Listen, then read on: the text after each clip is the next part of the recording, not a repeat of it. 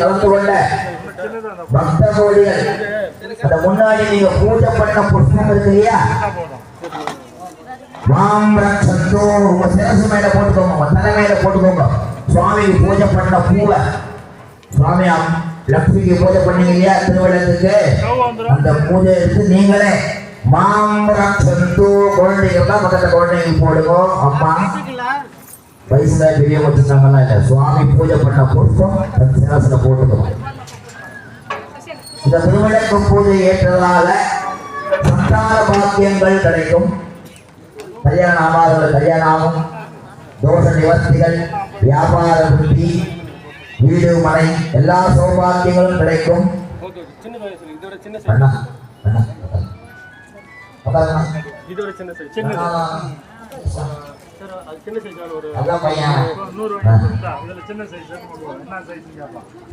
திருவிளக்கு பூஜை நிறைவு பெறுகிறது.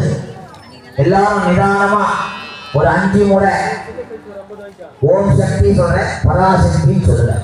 ஓம் சக்தி, ஓம் சக்தி, ஓம் சக்தி, ஓம் சக்தி. சாப்பிடலையா உள்ள மாதிரி மாதிரி காது கேட்டா போகுது. ஓம் சக்தி, பராசக்தி. நினைச்சேன் வேண்கள் ஒருத்தூர் மாரியம்மாள் கொள்ளூர் மூகாம்பிகை வரை கேட்கணும்னு நினைச்சேன்.